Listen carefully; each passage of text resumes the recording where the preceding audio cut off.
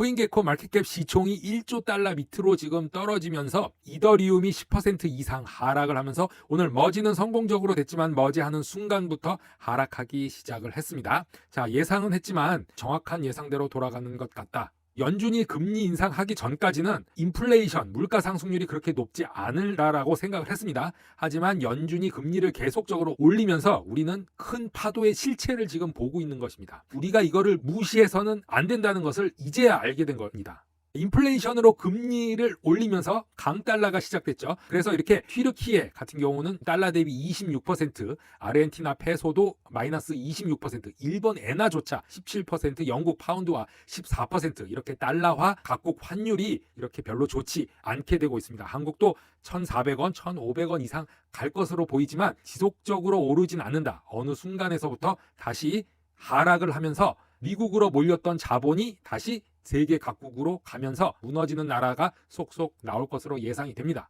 지금 유럽연합에서 1,400억 달러를 구한다고 뉴스가 나왔습니다. 미국 시간으로 2020년 9월 15일 목요일 CNBC 뉴스의 기사 제목은 스마트 계약 네트워크가 오랫동안 기다려온 병합 머지를 완료한 후에 이더리움은 하락하기 시작했다. 라고 말하고 있습니다.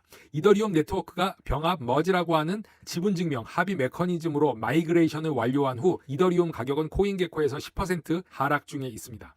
암호화폐 헤지펀드 ARK36의 CEO 안토 파로이아는 이미 합병 전 상당한 가격이 책정되었다는 점을 인식하는 것이 중요하다라고 말했으며 이더리움은 6월 저점 이후 이미 100% 이상 상승 평가되었고 상반기에 암호화폐 가치가 다른 위험 자산과 함께 폭락한 후 이더리움은 랠리를 펼쳤고 비트코인을 능가했다고 설명하고 있습니다. 코인 매트릭스는 비트코인의 27% 상승에 비해서 7월에만 이더리움은 거의 70% 이상 상승했고 8월에는 비트코인이 7% 손실이 났지만 이더리움은 9.3%만 하락했다고 말하고 있습니다. 많은 투자자들은 그것이 뉴스 판매 유형의 이벤트가 될 것으로 알고 있었고 초기 급등 후 나머지 코인들처럼 며칠 또는 몇 주 내에 이더리움 가격이 실제로 하락하는 것을 볼 수 있을 것이라고 설명하면서 이더리움도 다른 암호화폐처럼 여전히 부정적인 거시 경제 전망에 크게 좌우될 수밖에 없다고 설명을 하고 있습니다.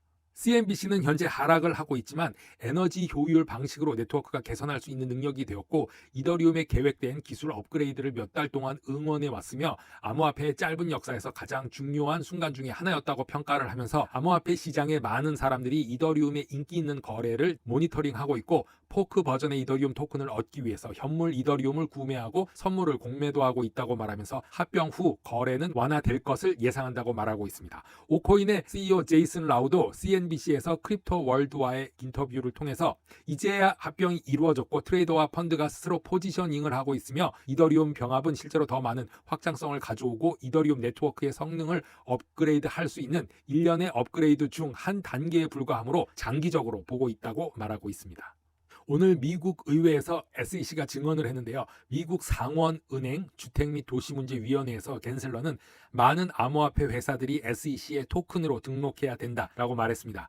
약 10,000개의 암호화폐 토큰 중에서 상당한 부분을 증권으로 간주하고 있고 증권법에 따라 거래를 적용해야 한다라고 말을 했는데요. 대부분 암호화폐 토큰이 유가 증권임을 감안할 때 많은 암호화폐 중개자가 중앙 집중식 또는 분산형 금융과 관계없이 유가 증권으로 거래하고 SEC에 등록해야 한다라고 말을 했습니다.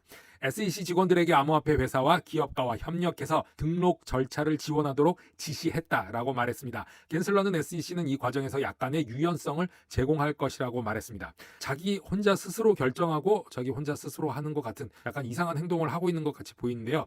직원들에게 암호화폐 중개인과 협력해서 거래소, 중개업자, 보관 기능 등을 등록하도록 요청을 했고 이해 충돌을 완화하기 위해서 기능을 별도의 법인으로 분리하여 투자자 보호에 나설 것이라고 말을 했습니다. 갠슬러는 SEC가 비증권 토큰 거래에 관한 규칙을 연구하고 있다고 말했고 이전에 언급했듯이 소수의 토큰은 암호화폐 비증권 토큰일 가능성이 높지만 시총의 상당한 부분이 그것들이 차지할 수 있다라고 말했습니다. 그것으로 봐서는 비트코인이 비증권 토큰으로 보고 그거의 대부분이 비증권 토큰을 차지할 수 있다라고 말하는 것 같습니다. 따라서 SEC 직원들에게 암호화폐 증권 토큰과 암호화폐 비증권 토큰을 동시에 거래할 수 있는 경로를 추천해 줄 것을 요청했다고 합니다. 증권도 되고 비증권도 되고 이런 거를 일단은 시행할 것 같이 말을 했습니다. 겐슬러는 이러한 토큰에 증권법이 적용되면 증권자산 클래스 전체에 대한 기관 권한의 무결정성을 유지할 수 있다고 말하면서 SEC가 현재 가지고 있는 강력한 권한을 유지하면서 암호화폐 시장과 다양한 입법 계획에 대하여 의회와 지속적으로 협력을 하길 기대한다고 말을 했습니다. 100조 달러 자본 시장의 기초가 되는 이 증권법을 크립토커런시라는 것에 의해서 실수로 훼손하지 않도록 해야 하며 증권법은 미국 자본 시장에 대해서 전 세계가 부러워하도록 만든 것을 기억하라고 말하고 있습니다.